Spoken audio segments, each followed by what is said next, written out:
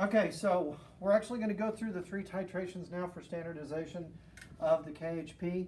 And so the first thing that we have to do is we have to clean out the burette. Now, I've already cleaned out these 2. There's 2, do 1 burette for each trial. Those 2 have already been completely done.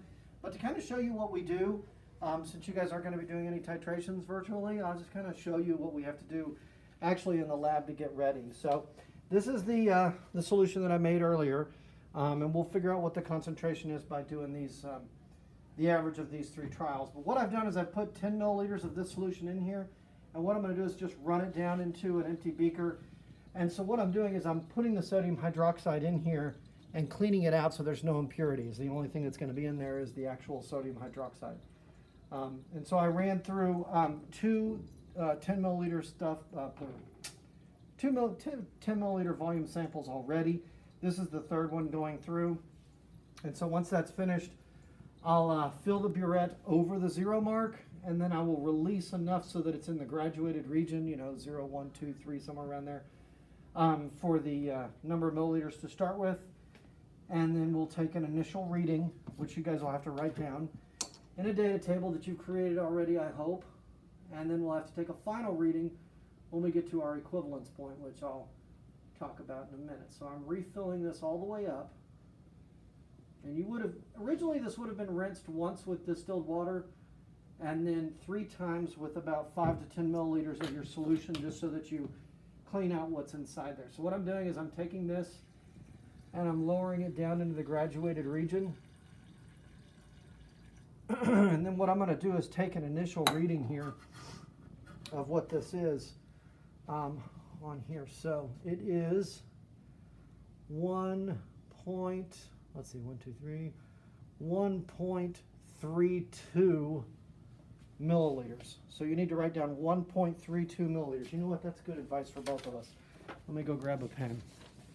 I'm going to grab a pen. 1.32 milliliters. So our initial will be 1.32 milliliters. Okay, and then what we have to do is we have to get our beaker, or excuse me, our volumetric, our Erlenmeyer flask ready. So what I do, I have my Erlenmeyer flask for A. I'm going to come over here. Tanya, follow me. Over here, this is our desiccator, and I actually put the samples that we masked in the previous video in the desiccator. So we're going to take it out, and I'm going to take my sample for A. I don't remember what the mass is, but what I'm going to do is I'm going to put it inside here, and then I'm going to kind of rinse it out to make sure that all of the solid actually got in there by taking 40 mils of water, distilled water, and pouring it in here so it kind of washes out all of that monoprotic acid, that KHP, down into the flask. And then I'm going to kind of swirl that around. And then I'm going to place it under here. We'll start the lab here in just a second. Tanya, push pause. What I did is I washed in with 40 milliliters of water the KHP. I've got it sitting inside here with a magnetic stirrer. We've got the magnetic stirrer turned just on enough to kind of mix them together. We're not creating like a vortex and pulling the CO2 into the solution. We've got it like that. We need to add some indicators so that we can find the equivalence point. The indicator we're going to use for a weak acid strong base titration is phenolphthalein. And we're going to put 3 drops of phenolphthalein in there. And we're going to try to aim for getting a pale pink color that lasts for about 15 seconds or longer. So we had our initial reading, which was 1.32 milliliters. Don't forget to write that down. And now we're going to titrate until we get to that end point, or that pale pink color with the phenolphthalein in the solution.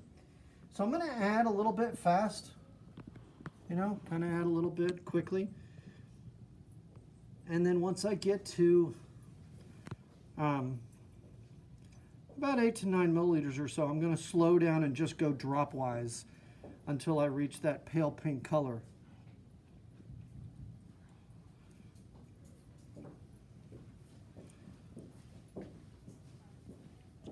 Tanya, you still doing this? Yeah. Now, if you're titrating and you end up getting to a point where you have a bright pink color, you've got to start completely over again.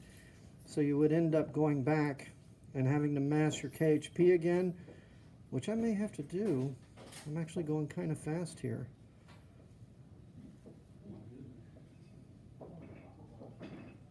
Go ahead and start to slow down a little bit. And now I'm adding it drop-wise, kind of quick little drips. Now I could have done the calculation ahead of time to find out exactly how many moles I would have of the, I'm gonna have to do it anyway. Could have done it ahead of time to know approximately what milliliters I'm gonna be adding, so I would know where to slow down. But after you've done this enough, you can kind of gauge it. So we're still going drop-wise until we get to that pale pink color, and we are getting closer. So I've slowed it down just a little bit more. You can come in here and look. So we're going drop-wise still.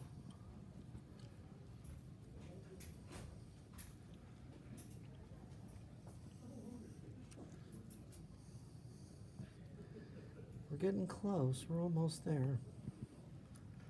At least I keep telling myself we're almost there. The good news is, since the masses of the KHP are the same, if I get it close on this one, I'll know approximately how many milliliters I'm going to add the next time. So if you notice, it's turning that pale pink color. I'm just going to add just one drop at a time. Yeah, sure. So I've got it going very slowly now. I'm actually adding like one drop at a time. Now I'm going to stop just for a second since we're really close, and I'm going to wash the sides of the flask. So if any of it splashed up, we'd actually catch it. Now it doesn't matter how much water is actually in the solution because we're looking for the number of moles of acid in this case. It will dilute the color a little bit, but it doesn't change your equivalence point. So it looks like I need to add another drop or two, and then maybe one drop. I'll tell you, this is unnerving. I'm glad I have an assistant doing the videoing.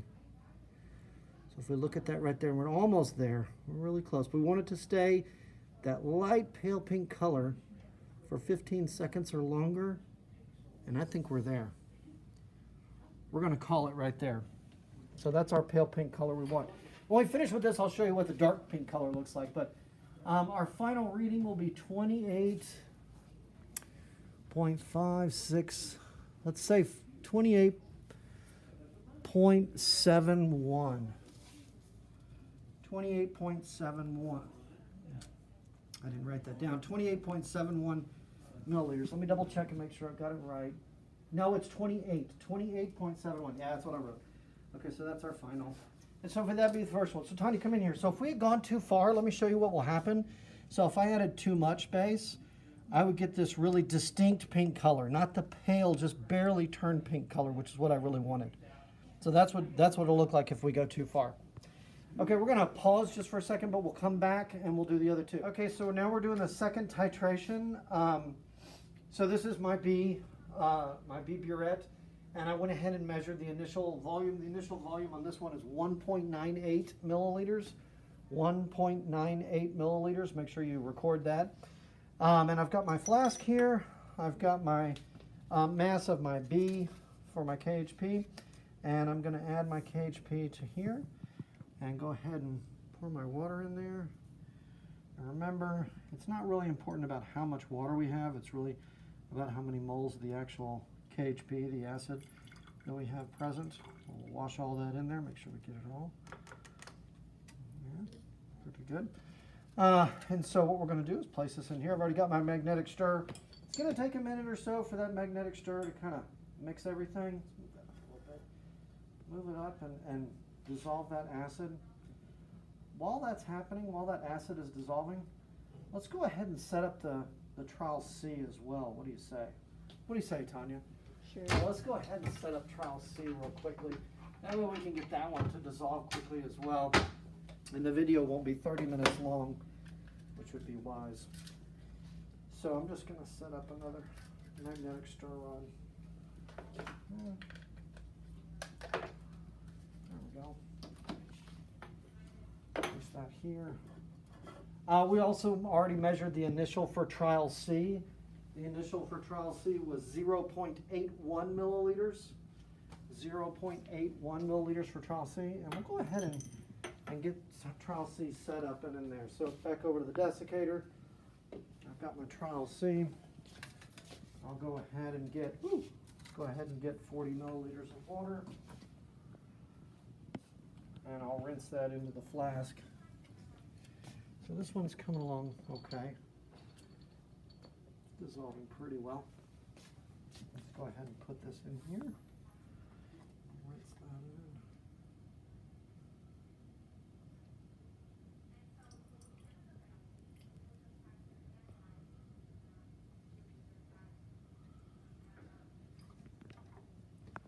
That's good. It's all rinsed in. And I'll set this on here as well. And let's make sure it's turned all the way off. Turn on a little bit.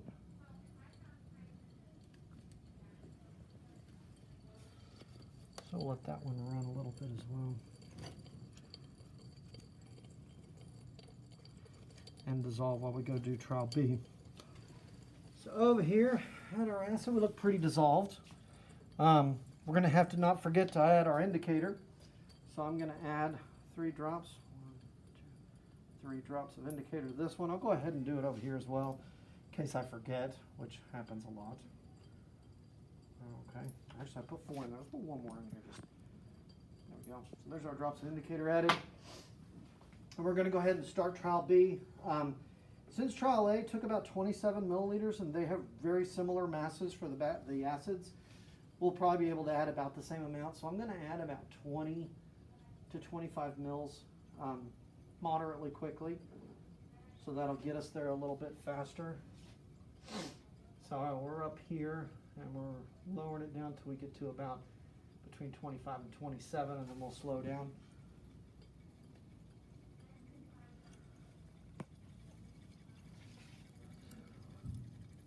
Now we're at about 14, 15 milliliters, got a little ways to go.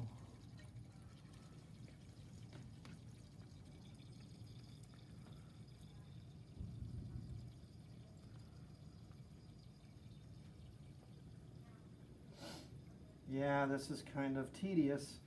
Titrations are, we're at about 25 mils. So we're going to slow down a little bit and start going at kind of a drop-wise speed. I'm going to go ahead and rinse the sides of the flask with distilled water. Kind of take off any drops that's splashed on the sides, so we don't add more than we actually added. By rinsing that base down on the sides, if base splashed up on the sides, we'd actually have too high of a reading. We would think we added more milliliters than we actually did. So just going drip, drip, drip real slowly. We are at 27, so we've added about 26 mils or so far, 25 mils so far.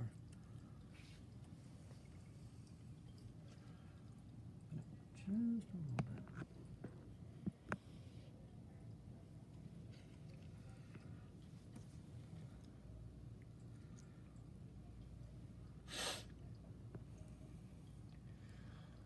We're getting close. Kind of see the pink start to show up in the center of the solution, and then it kind of dissipates out through the solution. So when it hits right next to that magnetic stir bar, it kind of turns pink just for a split second, and then it spreads out through the solution.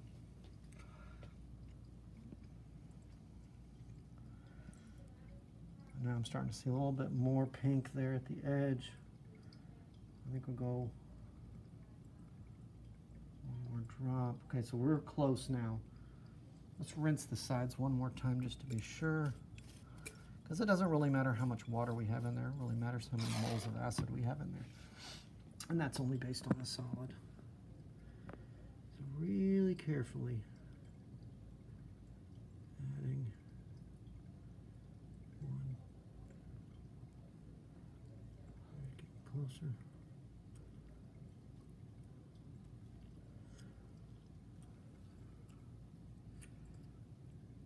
Go. There we go. That's kind of pink. I think we may go one more drop. This is where the students actually scored it by accident and have to start the whole lab over again. Let's hope that doesn't happen to me. There's one. That's pretty good. We're going to call that there. That's pale pink, staying about 15 seconds. Yep, longer 15. We're good. So we're going to write down for this one, let's see here. It is 29. Oh, goodness. Hard for me to read that. Wow. I guess Mr. Tollett really is that old. I can't tell where the 29 is. Let's see. 29. This Burette is tragic. Let's see if I've got I can put behind it. Oh, there we go. That's much better. Okay, so 20, it's about 28. We're going to call it 28.99. I know that's crazy, but we're going to call it 28.99. So our final on B was 28.99. So what we're going to do now is we're going to move over to C, and it should be completely dissolved in there. Let's turn that down. It's kind of going. And we had the initial reading for part C, just to remind you again, was 0.81 milliliters. And so we're going to go ahead and add, we already added our phenolphthalein, so we're kind of good to go. So our total last time was about 26 mils, 27 mils. So we're going to go about the same. So we're going to start up here at this almost 1 and go down to about 24, 25, and then go dropwise after that point. Crazy, huh? Yeah. And 3 titrations is a lot. And it's a lot to do in a single period, so I guess just glad that you guys are doing it short. Okay, so we're at about 15, 16.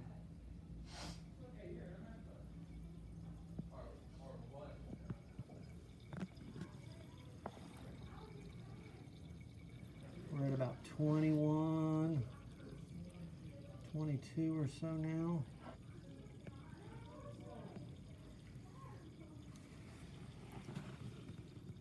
I'm going to see a little bit of that pink showing up there in the middle. So we're going to slow it down, and I'm going to rinse the sides again, just to make sure we didn't have any of the base splash up on the sides and not get counted here. Now I'm going to go drop, whoop, good thing I stopped early. Dropwise now, we're drip, drip, dripping until we see that color again. How far are we? We're pretty close.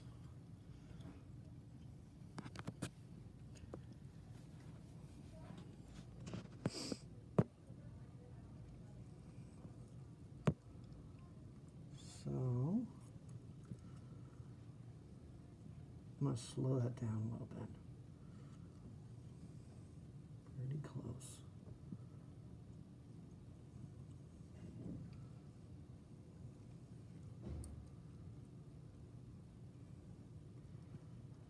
We are almost there. So I see it drops, turning it pinkish, about right there. I think we can go one more drop and then we'll be finished with this one. Let's try. One more drop. Pink, it didn't, is that staying? That's pretty good, guys. I mean, it's a super pale pink. You know what we could do is we could write this volume down as what we have at this point, and then add one more drop and then take a look and see if actually the next color is better. But I'm actually pretty comfortable with that. We'll write this down and we'll take another drop if we want. So 28.51. We'll call that 28.51. 28.51 milliliters. And then just because we can, since we've already done it, we can take one more drop in there. Just do one more drop. And see what we get. One drop. So that's actually kind of a darker pink. Yeah, it's kind of a darker pink. I say we roll with what we had last time. So the 28.51 would be it. Okay, so that takes care of those 3 trials, and that takes care of day 1 or part 1 of the lab. Part 2 of the lab will be in a separate video, but part 2 of the lab we're actually going to titrate juice and see what the concentration of those acid ions is, or what the acid is, using the same base that we have now that we'll know its concentration. Okay, see you in the next video.